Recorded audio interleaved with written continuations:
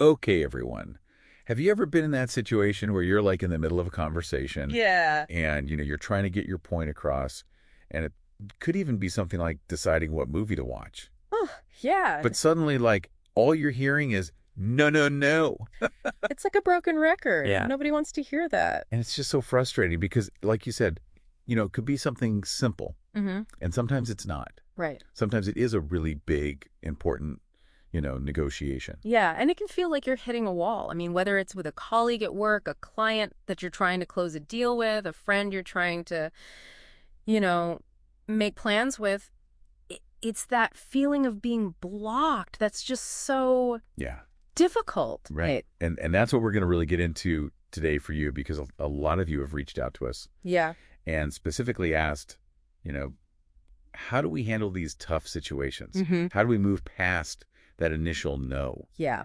Excellent point. And so for you today, we are diving into William Ury's Getting Past No, negotiating your way from confrontation to cooperation. A classic. A classic. Yeah. It really is. And it's not about, just winning an argument or, being some kind of, super slick negotiator. Right. It's about how do you actually achieve cooperation even when you're in these intense situations of disagreement. Mm-hmm. And what I love is that he gives us, a really practical step-by-step approach. Yeah. It's almost like a toolbox, right? Yes. For you to kind of become a more effective negotiator in all parts of your life without feeling like every conversation is Exactly. some big battle. Yeah, like a chess game. Yeah. Yeah, and Ury lays out this breakthrough strategy. It's 5 key steps, and I think these are so helpful Yeah, they are. to help you shift from that confrontation into actual cooperation. Mm-hmm. We're going to unpack all of them for you today. Let's do it. Go to the balcony, step to their side, reframe, build them a golden bridge, and use power to educate. Sounds like a plan. It does. And even before we get to those 5 steps, I think it's so important for you to remember something Ury emphasizes right at the beginning.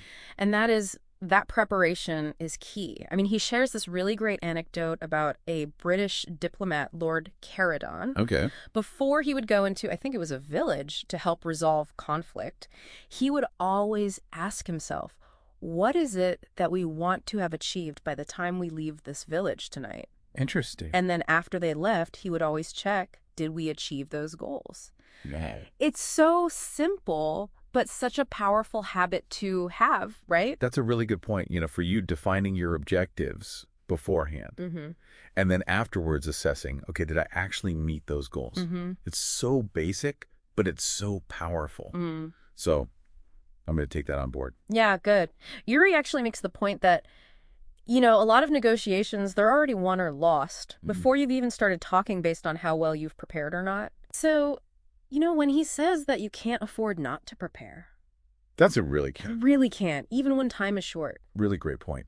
So things like knowing your own interests, understanding the other side's perspective, thinking about possible solutions and what your alternatives are if you can't reach an agreement, all of that groundwork beforehand is vital.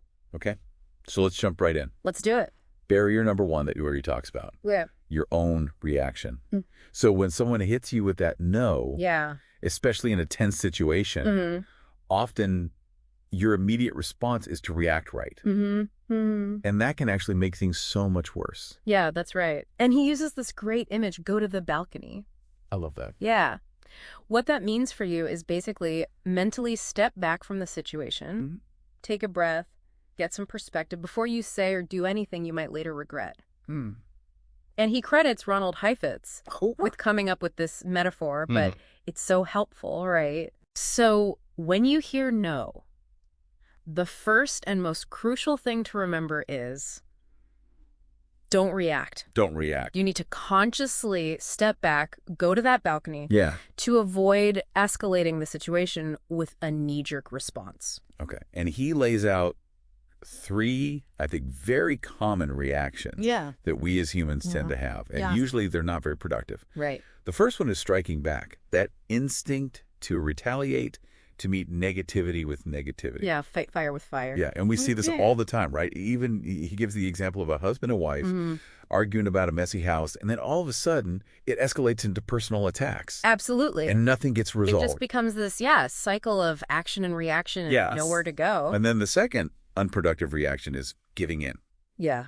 which is basically yielding to avoid the conflict. Mm-hmm. And it might seem, in the moment like the easy way out, but Right. Ury warns us that it often leads to, unsatisfactory outcomes in the long run. Yeah. And it can actually encourage that other side Yeah. to just continue that unhelpful behavior. Yeah. He uses this image of appeasing a tiger.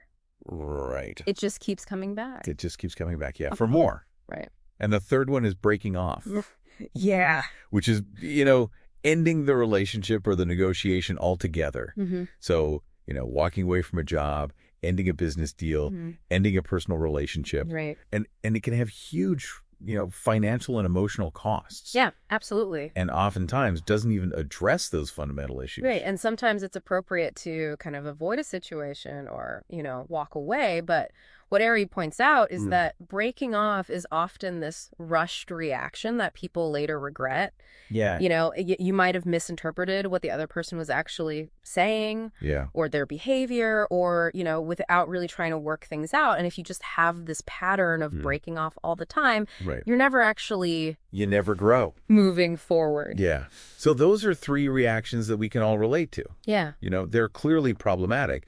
And, Ury explains that when we react, we often lose sight of our own interests. He gives that example of the Pentagon's reaction to the Iranian hostage crisis. Yes. They were so focused on retaliation after the hostages were released. Well, that didn't help encourage the Iranians to release them in the first place, did it? No. So for you, it's a reminder that reacting can actually work against your own goals. It can work against your own goals, exactly. And what's interesting is that sometimes the other side actually wants you to react. Yeah, that makes sense. Right. Yeah. Throws you off balance, prevents you from thinking clearly. So Ury even says that much of an opponent's power comes from their ability to make you react. Yeah. Like you think about a small terrorist group, they can get worldwide attention through a hostage situation precisely because of the public reaction. Yeah, they know that's going to happen. How to push those buttons. Right. Yeah. And even if you don't, make a huge mistake or something, just reacting feeds that negative cycle. That's right. Which, as Ury says, just as it takes two to tango, it takes two to tangle. I love that. So how do you go to the balcony? What are the practical steps that you can take? Well, the first one is what he calls, and I love this too, is you name the game. Yeah. You need to be able to recognize the tactics that the other side is using. And Ury kind of groups them into three general categories. Okay. Stone walls, attacks, and tricks. Okay, let's break those down a little bit. Okay. Stone walls. Yeah. Stone walls are basically those refusals to budge. Okay. Right? So things like take it or leave it, or, hiding behind company policy, or claiming a previous unbreakable commitment. Yeah. So it's that. It's like trying to convince you that they have no flexibility. They have absolutely no flexibility. Right. Yeah. Okay, and then you said there's attacks, so... Yeah, attacks are pressure tactics basically designed to intimidate you. Okay. So threats, insults, attacks on your proposals or your credibility or even your authority. Right. They're trying to make you so uncomfortable that you just give in. Right, like, I can't handle this. Yeah, I just want to get out of here. I'm out of here. Yeah. And then you have tricks. Tricks? Which are really just deceptive tactics. Okay. So things like manipulating data or maybe the no authority ploy. Okay. Where they pretend they can make the decision and then they suddenly reveal, oh, actually someone else has to approve this, or the last minute demands after you thought you had an agreement. Like, we're good. Nope. Right. Gotcha. And Ury gives that example of Mr. Maloney delaying the house closing and then kind of subtly threatening the Albans with a lawsuit. And Mrs. Albin immediately recognized it as a tactic. So for you, I think a key takeaway here is always try and clarify who the final decision maker is early on in a conversation. It's early on. Yeah. Time-wasting tactic. Right. And recognizing the tactic is key for you to neutralizing its effect. Because if you know it's a stone wall, you're less likely to believe they're truly inflexible. Yeah, that makes sense. If you see it as an attack, you're less likely to be intimidated by it. Yeah. And if you spot a trick, you're not going to be taken in. Okay. So you recognize what's happening. What's next to help you stay on that balcony? Yeah, so next Ury talks about knowing your hot buttons. You know, we all have emotional vulnerabilities, things that trigger strong reactions in us. Yeah. And if you understand what those are for you, right, you can better recognize when your opponent is pushing them and control your response. That's so true, yeah. So, you know, if you know that you get really defensive when somebody criticizes your work, Right. you can prepare yourself mentally Right. when that happens in a negotiation. Yeah. So know yourself. Know yourself. Okay, so what's the third one to help us? So the third one is buy time to think. Yeah. You don't have to respond immediately. Okay. And Ury suggests several techniques here. One is simply to pause and say nothing. Okay. Just give yourself a moment Yeah. to let those emotions kind of cool down. Right. Think more objectively. Yeah. And what's interesting is that sometimes your silence can actually make the other side uncomfortable and prompt them to maybe be a bit more reasonable. He shares this great story about a movie producer whose friend advised him when his boss was yelling at him, just lean back and let it kind of wash over you. Just let it wash over you. Yeah, create that space. I love that. Just create that space. Yeah. So what are some other ways that we can buy time? You can also rewind the tape. Ask them to repeat information, especially if they're overwhelming you with stuff. It gives you more time to process. Yeah. And it can also help you to spot flaws in their logic. Okay. And taking careful notes can serve this purpose for you too. Yeah. Because it gives you a reason to kind of stop and ask for clarification. Yeah. Shows that you're taking them seriously. Right. And then there's the simple take a time out. Suggest a break to regain your composure and your objective thinking. Okay, very practical. Yeah. Very practical. Yeah, very practical. And then finally on the balcony, he says, don't make important decisions on the spot. Don't make important decisions on the spot. Don't make important decisions on the spot. Okay. Avoid the pressure to agree immediately. Take the time to consider things away from the heat of the negotiation. Yeah. Even if it's just a quick phone call back to your office. Right. Or stepping out of the room. Yeah, that's a good one. They can help ease that psychological pressure for you. I like that. So it's like, just give yourself that break. Yeah. Yeah.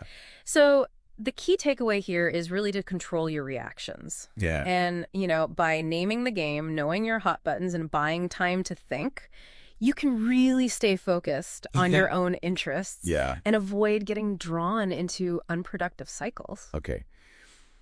So you've managed to stay on the balcony. You haven't immediately reacted. Now you're facing the second barrier. Yeah. The other side's negative emotions, their defensiveness, fear, suspicion, maybe even hostility. What do you do then? What does Ury suggest? So this is the second step in this breakthrough strategy, and this one is called step to their side. And it's all about diffusing those negative emotions by doing the opposite of what they expect. So instead of acting like an adversary, you take their side. You take their side. By listening, acknowledging their points and their feelings, agreeing where possible, showing respect. And the goal here is to create this climate that's conducive to problem solving. To joint problem solving. Right, exactly. So it's like you become an ally instead of an enemy. Right. Instead of further alienating them, you're drawing them in. Exactly. Okay. So how do you actually step to their side? It starts with active listening. Okay. You know, truly focusing on what they're saying rather than just formulating your response in your head as they're talking. Right. Yeah.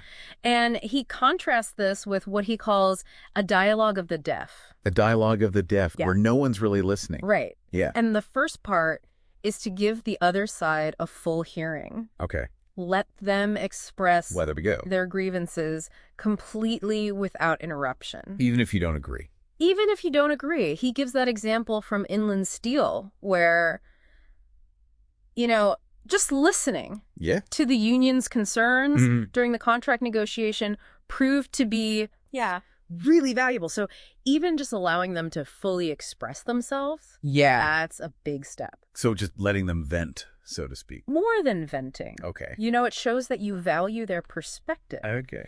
And Ury also suggests paraphrasing and asking for correction. So reflecting back your understanding of what they said to ensure accuracy and to show that you've actually heard them. Yeah. And he gives a nice example of a salesperson patiently summarizing the unhappy customer's complaints to make them feel heard. So that they feel heard. Yeah. And understood. Okay, what else? So then acknowledge their point. Okay. Validate their perspective and their feelings. Even if you don't agree with their position. If you don't agree, yeah. This doesn't mean that you're conceding. Right. It just means that you understand where they're coming from. You recognize that viewpoint is valid to them. And one of the most powerful techniques I think he mentions here is to actually preempt their point. Preempt their point, okay. So express their likely viewpoint before they do. Ooh, I like that. Robert McNamara used this during the discussion about the Cuban Missile Crisis to acknowledge why the Soviets and the Cubans might have felt threatened. And, it can make them much more receptive to hearing your side. That's brilliant. It's like taking the wind out of their sails. Yeah. By acknowledging their perspective first. That's right. I love that. Yeah. And then don't underestimate the power of an apology. If you've made a mistake or you've done something wrong, it can really diffuse anger. And Ury tells that nice story about a Columbia law professor who's trying to get his students to think about, legal tactics. And then an 8-year-old in the room just suggests apologize. And they were like, well, yeah. Sometimes the simplest solution is the best, Right. Okay, what about finding common ground? Agree wherever you can. Okay. Look for points of agreement, even if they're small ones. Yeah. Your Ury calls yes a magic word right. Yeah. And he also talks about trying to elicit as many yeses as possible from your opponent to kind of reduce that tension and create a more positive atmosphere. Yeah. And it's not just verbal agreement. Right. He talks about tune in to their wavelength. Okay. Adapt your communication style, both verbal and nonverbal, to match theirs. Okay. So, be sensitive to their language, consider sensory languages and cultural differences. So it's about mirroring in a subtle way. Yeah, exactly. Yeah. To build that rapport. Okay. And acknowledge their authority and competence. Recognize their position and their expertise. Okay. He gives the example of an American diplomat who was held hostage in Iran, who tried to establish a sense of control by treating his guards almost like they were guests. Right. So build rapport. And build rapport. And showing personal interest. Right. And, just trying to connect on a human level. So it sounds like it's really all about respect and empathy. It is. Yeah. Showing that genuine respect and empathy. Okay. And you said Ury has a couple of specific communication tips. Yeah. A couple of tips that I really like. Don't say but, say yes and. Yes. So acknowledging their view with a yes before you introduce your own with an and is much less likely to make them defensive than if you say but. Yeah. And then the other one is make a statements, not you statements. That's a classic. That's a classic communication tip. Right. But it's so important in this context to de-escalate that tension. So focus on your feelings and your experiences. Rather than being accusatory. Exactly. So it's really about, creating that more favorable climate. Okay. So even while we're stepping to their side, we still need to stand up for ourselves. Yeah, you do. Right. We can't just be a doormat. That's right. So how do we do that? So you stand up for yourself by acknowledging their point, but still asserting your own needs.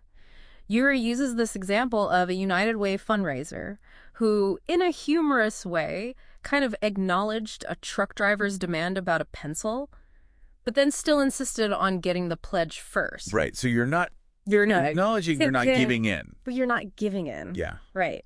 It's about being both assertive and respectful. Okay. That all sounds good in theory. Yeah. But what if their negativity is completely unfounded? What if their demands are just outrageous? Yeah. How do you genuinely step to their side without feeling like you're enabling bad behavior? Right.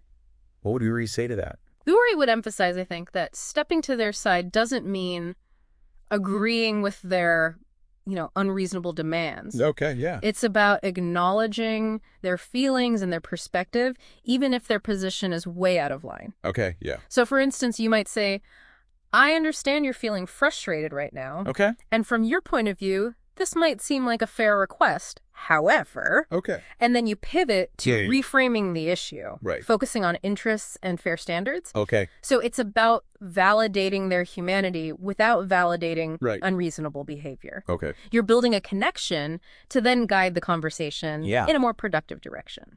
I like that. Yeah. Okay. So you've calmed the waters. Yeah. We're both relatively rational now. Okay.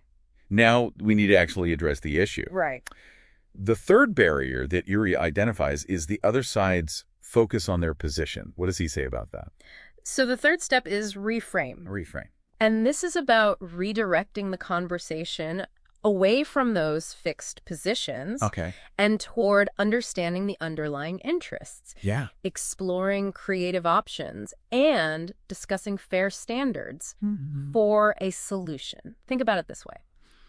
Their no is often tied to their position, what they're demanding. Right.